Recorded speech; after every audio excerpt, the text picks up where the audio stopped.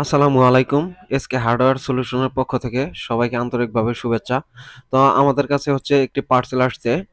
এই পার্সেলে একটি A037F মডেলের ফোন আছে। তো দেখবো যে এই ফোনটিতে কি প্রবলেম রয়েছে। তো ওই ভাইয়ের সাথে যে ভাই আমার সাথে পাঠিয়েছিলেন, আমাদের কাছে পাঠিয়েছেন, তো ওই ভাইয়ের সাথে কথা হয়েছিল। এই ফোনটি রান আছে বাট টাচে কাজ করে না। তো আমরা সেটারই আজকে সমাধান করব যে কিভাবে আসলে এই সমস্যাটি নিরূপণ করা যায় এবং কি দীর্ঘস্থায়ীভাবে ফোনটি চলে। তো সেই বিষয় নিয়ে হচ্ছে আজকের ফোনটি আমি রিপেয়ার করব। তো এখন হচ্ছে যে প্যাকেটটাকে আমি আনপ্যাক করে নেই, তারপরে দেখি যে আসলে ওই ভাইয়ের কাজে এবং কি কথায় কোনো মিল আছে কিনা বা ফোনটি চালু থাকার কথা। তো দেখি যে ফোনটি চালু আছে কিনা। তো এটি স্টিকারটি নষ্ট হয়ে গেছে, সেটা অবশ্যই দেখলেন আপনারা। তো দেখুন, ফোনটি কিন্তু চালু রয়েছে, টাচে কিন্তু কাজ করতেছে না। আসলে এই ফোনে যদি টাচটি কাজ করতো তাহলে কিন্তু স্ক্রিনের লাইটটি কিন্তু বন্ধ হয়ে যেত না। তো দেখুন, কোনোভাবেই কিন্তু এই টাচটি কাজ করতেছে না, বারবার স্ক্রিন লাইট অফ হয়ে যাচ্ছে। আর হচ্ছে এই টাচটি যদি ওয়ার্কিং করতো তাহলে কিন্তু স্ক্রিন লাইটটি কিন্তু অফ হতো না। এখন ফোনটিকে হচ্ছে ডিসেম্বলি করে নিব। ডিসেম্বলি করে নিয়ে এই ফোনটির মাদারবোর্ডের কন্ডিশন দেখব। কন্ডিশন দেখে হচ্ছে আমরা রিপেয়ার করার চেষ্টা করব। তো এই ব্যাক পার্টগুলো আমাদেরকে খুব সাবধানতার সাথে খুলে নিতে হবে, কারণ হচ্ছে এখানে ফিঙ্গারপ্রিন্ট রয়েছে। এই ফিঙ্গারপ্রিন্ট যেন কোনোভাবে ড্যামেজ না হয়। আর একটা ফোনের ফিঙ্গারপ্রিন্টের র্যাবন যখনই ছিঁড়ে যাবে তখন ওটি রিপেয়ার করা কিন্তু অনেকটা কষ্টসাধ্য হয়ে যায়। সেই কারণে হচ্ছে যে আমরা যতটুকু সাবধানতা অবলম্বন করে এই ফোনগুলোকে ডিসেম্বলি করা যায় সেই অবস্থাতেই আমরা আসলে সবসময় চেষ্টা করে থাকি।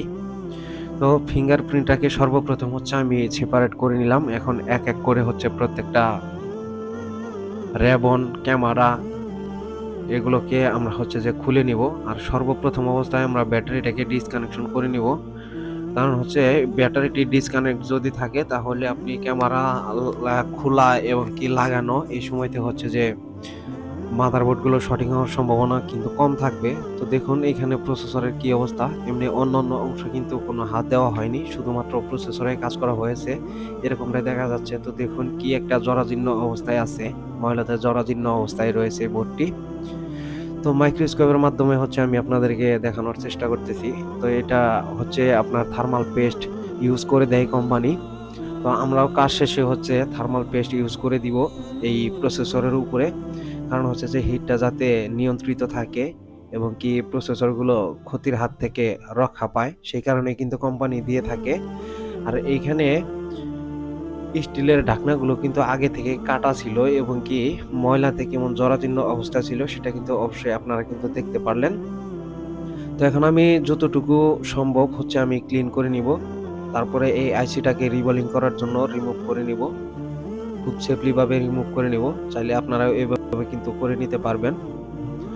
আর হচ্ছে আমাদের কাছে যে ভাইয়েরা ফোনগুলো পাঠাচ্ছেন, আমি কিন্তু বারবারই আমি আপনাদেরকে বলি যে আপনারা একটা ফোন পাঠানোর আগে সাথে একটা চিরকুট দিয়ে দিবেন। আপনাদের ফোনের হচ্ছে পাসওয়ার্ড লকটা অনেক সময় লাগে, কারণ হচ্ছে রিবোলিং করার পরে সিম ঠিকঠাক পাচ্ছে কিনা বা ক্যামেরাগুলো ঠিকঠাক আসছে কিনা বা সাউন্ড আছে কিনা বা আদার্স আরো কোনো প্রবলেম রয়েছে কিনা, সেই বিষয়গুলো হচ্ছে যে চেক করার জন্য এই প্রত্যেকটা ফোনের সাথেই হচ্ছে আপনারা একটা চিরকুট দিয়ে দিবেন। এইখানে কোনো ধরনের কাজ করা হয়েছে কিনা বা কেমন অবস্থাতে রয়েছে সেই বিষয়টি কিন্তু আপনারা হচ্ছে আমাদেরকে জানিয়ে দিবেন। এবং কি এগুলো আমাদের কাছে দেওয়া থাকলে হচ্ছে নেক্সট টাইমে কাজ করার সময় আর আপনাদের সাথে ফোন দিয়ে এই ফোনের পিন নাম্বারগুলো হচ্ছে জানতে হয় না বা এরকমটা প্রয়োজন পড়ে না। আমরা কাজ করে একটু হচ্ছে যে মজা পাই। আর যখনই এই ফোনের পিন কোডগুলো দেওয়া থাকবে না এবং কি কাজ করা হয়েছে এই তথ্যগুলো যখনই আমরা না পাই তখন কিন্তু এই ফোনগুলোতে কিন্তু কাজ করা আমাদের জন্য অনেকটা কষ্টসাধ্য হয়ে যায়। ফোনগুলো রিপেয়ার হয় বাট আমার মতো করে দেখতে হয়। আর হচ্ছে যে যখনই আপনারা একটা চিরকুট দিয়ে দিবেন বা একটা কিছু দিয়ে দিবেন তাহলে কিন্তু আমি অনায়াসেই কিন্তু এই ফল্টগুলো ফাইন্ড আউট করতে পারবো। আসলে কিভাবে এই কাজগুলো করা যাবে এবং কি কোন জায়গা থেকে সমস্যা হইতে পারে সে বিষয়গুলো কিন্তু অনায়াসেই কিন্তু আমরা বুঝে নিতে পারবো। আর তা না হলে আপনারা যখনই কোনো চিরকুট দেন না বা কোনো কিছু দেন না, সেই ক্ষেত্রে কিন্তু আমাদের জন্যে এই ফোনগুলো রিপেয়ার করা একটু কষ্টসাধ্য হয়ে যায়।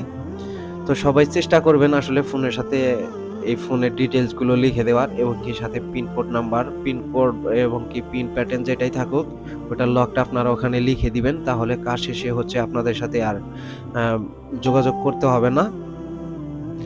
তো দেখুন আইসিটি আমি সেফলি ভাবে রিমুভ করে নিয়েছি এবং কি ক্লিন করার শেষ পর্যায়ে আমার। এখন হচ্ছে যে রিবোলিং করে নিবো। এই আইসি গুলো পারফেক্ট ভাবে রিবোলিং করে নিতে হবে। পারফেক্ট ভাবে রিবোলিং না করলে এই ফোনগুলোতে কিন্তু আবারও পুনরায় ডেট ইস্যু আসতে পারে এবং কি ফোনটি চালু নাও হইতে পারে। তো এখন আইসির ডট বার দেখে হচ্ছে আমি মাদারবোর্ডের সাথে আইসিটাকে ফিক্স করে নিলাম। এখন ৩০০ ডিগ্রি তাপমাত্রা দিয়েই হচ্ছে যে আমি এই আইসিটাকে লাগাবো। কারণ একটি আইসি যখন আ ওঠানোর সময় কিন্তু অবশ্যই হট গানের এয়ার এবং কি তাপমাত্রা বেশি লাগে এবং কি লাগানোর সময় কম তাপমাত্রা দিয়ে কিন্তু আপনারা হচ্ছে লাগাইতে পারবেন।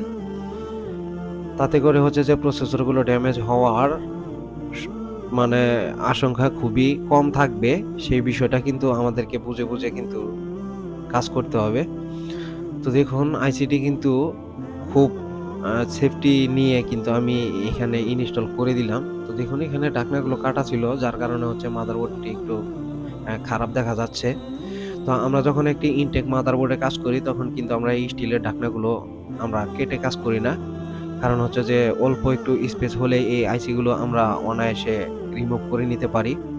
তো এখন আমরা আইসি রিবোলিং এর সমস্ত কার্যক্রমের শেষ পর্যায়ে। এখন হচ্ছে যে আমাদের চেকিং করার একটি সময়।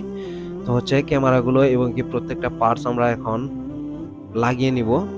তো ফিঙ্গারপ্রিন্টটা আমরা পরে ফিটিং করব। তার আগে হচ্ছে যে আমরা আগে দেখি যে এই ফোনটিতে কি টাচে যে প্রবলেম ছিল সেই সমস্যাটি কি সলভ হয়েছে কিনা।